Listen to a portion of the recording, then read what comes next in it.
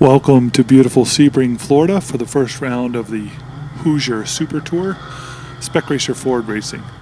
This is a very family-friendly class with lots of family members. Here in front of us in the 19 we see Todd Vanacore, and his wife always sits on the side of his car and holds hands with him while we sit on the grid, which I think is real nice. Now we're out on the track in a qualifying session. Sebring is very flat, very bumpy, very hard to see what's going on. This is one of the slower S sections, just getting the car warmed up. And you can see that my eyes are lower than the camera, so I can see less in the car than what we see here. I had some fairly new tires at this point and was really trying to save them for qualifying and for the race. Here normally at this corner, turn 7, you want to brake at about the 4 marker, which is that first set of cones. I decided to brake a little bit late and car didn't really want to stop, so just went on straight here, turn 7. It's what makes Sebring beautiful is that there's plenty of runoff areas. I could probably have made the corner, but it would have damaged my tires quite a bit, and since I needed those tires for the race, I thought better to live another day. Here's a cockpit of the car, very simple. Left side is a fire switch. The next thing on the right is the ignition switch. Rain map we never use. Very simple steering wheel. Pit speed limiter and rain lights, we hardly ever use those. And then that's the ignition switch. You see the gear shift on the floor. It is a regular 5-speed with a clutch, just like you'd find in a street car. It's an H pattern, and we go 5, 4, 3, 2. Time to go racing. Backstretch Sebring ready to go. 2x2, I'm starting at about 47th or 48th, towards the back of the pack. Can't even see the front of the field, except we do see it just for a second when we come around turn 17 here. Just barely see the front of the field there, and now we're going racing.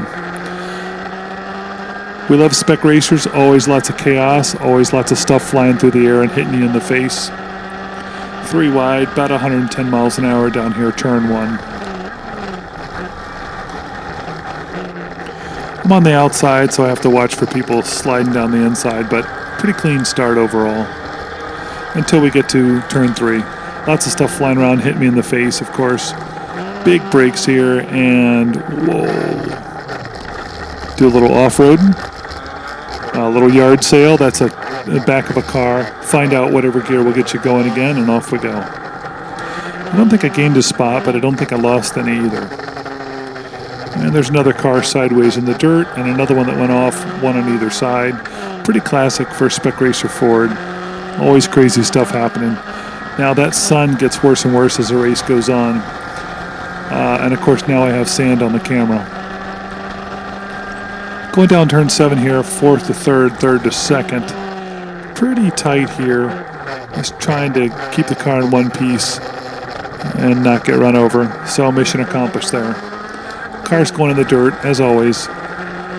Very dirty, very loud, very bumpy.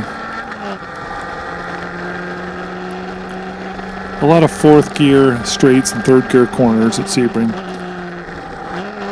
Here we're going down to 2nd because it's so tight here. Have to come in on the right and go out on the right. You'll see there's almost always cars in my mirrors. You can hear one now, so probably sneaking up on me on the left side there. Yep, you can tell because I'm on the right that there's one out on my left. Another 2 cars spun in the dirt. There's a guy with no tail. Well, we saw his tail back at turn 3, and there's his car with no tail on it. He's had a pretty good adventure for the first lap. This is out on the old airport section. Sebring started life as an airport and became a racetrack in about 1950. Very wide open. Turn 16 leads onto the long back straight. Really important to get a good run. There's an injured car. That's one of the Spec Racer Sports guys. Actually a very fast driver, but got hit and had a terrible tow out in the rear. Car was barely drivable. So I passed him. Long back straight. Turn in here and kind of head for this wall and hope you miss it. Turn 17 is just crazy. You can take many lines through there. The car is really bumpy and sideways. It's about 80 to 90 miles an hour in these cars. Back over the line at about 105. And we're going to break down here at the end of the long straightaway, 5th to 4th. And I did a good job of drafting there, so I passed the guy. It's about 107 mile an hour pass. A little bit later in the race here, now we're settled down and kind of running nose to tail.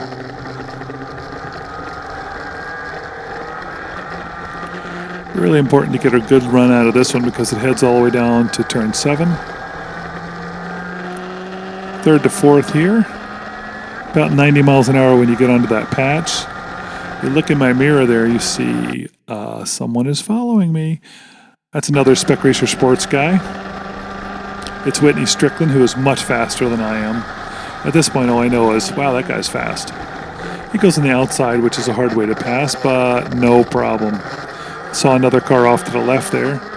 So now I'm behind the Spec Racer Sports guy, one of my teammates. And you'll notice that he's just a little bit faster than me in almost every way. So the difference between the really good drivers and the mid-pack guys such as myself is he's just a little bit better in every aspect of driving. And you see here, I'm sort of sticking with him, but not for very long. Puts the car right on the edge, drives the car right here, right out to the edge of the pavement. I'm driving pretty much the same line he is, but he's just that little bit faster in every aspect.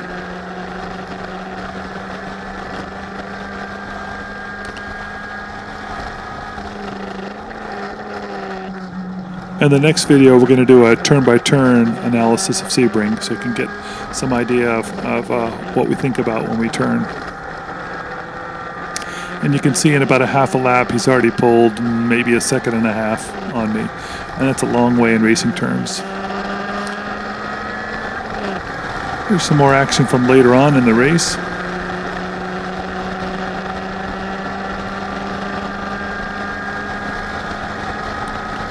We'll break right there at about the 3.5 mark. And another car off the side of the road.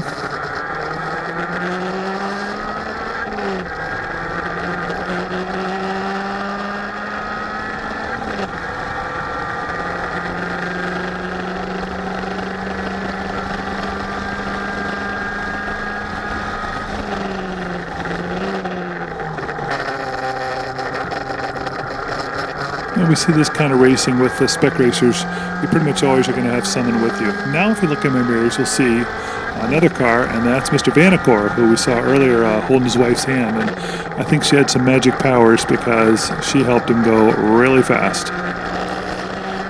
Here's a double apex left-hander, about 105 miles an hour here, and you can't really pass on the inside. Oh, yep, I guess you can. And a little hip check there at about 105, and Mr. Vanacore is off and on his way. Bent a little bit of plastic, but that's pretty normal for Spec Racers. And you can see he's much better than I am. So hits every box perfect, and he is gone in no time. Now I'm with Bill Murray, who's another one of our Spec Racer Sports guys, and he's just about my speed. We're very, very close in skill level. So we'll take a look at some of his driving, and you'll see some good and some bad. Puts it right on the inside there. Looks pretty good through this section. This is a long curving section, but it's basically straight because we're flat out the whole way. Here he gets a car over to the left, gets right up to the curb there. That looks great. Inside tires right touching the blue. Third gear up to 4th here. Now we have the double apex left-hander. First one he gets right on, but the second one you'll notice he's just a little bit off the apex there. You see his car is about 3.5, 4 feet off, which puts him just a little bit off here during this heavy, heavy brake zone. And that causes him to be a little bit late here and does not quite get to the apex here. So we get this kind of one corner leads to another. And so when we watch here, the car gets really sideways. And he misses the apex pretty badly there, whereas I get right on it. So that kind of series of corners really helped me catch up to him. Of course, as I say, he's about my speed, so we can expect that I'm making the same type of errors. And the guy behind me is probably commenting on his YouTube video about the mistakes I'm making.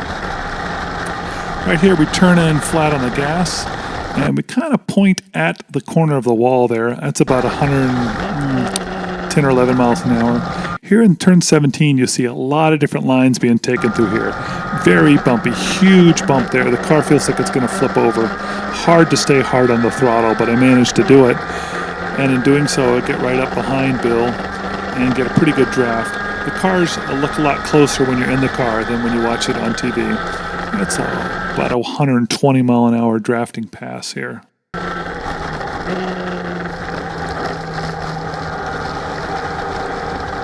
And Bill got way out to the right there, got a late turn in.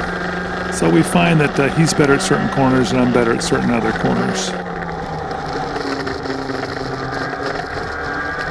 Tight S section, you want to be way over to the right, and he actually got a better drive, but then missed the apex. And that, plus all this dust, just allowed me to get a little bit of a run on him. You'll see that I am gaining on him. Of course, it's hard for me to see with all the sand on. Gain on him pretty good. He brakes pretty early at about the 4. I tend to brake a little later, so I'm able to get by him. And then about 0.3 of a second, I decide I'm going to go ahead and see if I can make a pass. Now the guy in front of me is John Annis, who is 75 years old. He's been racing spec racers for over 30 years. He does a great job in his car. So obviously I have many, many years to learn how to drive these cars. Makes a nice pass here. And these two guys fighting allows me to keep up with them pretty easily.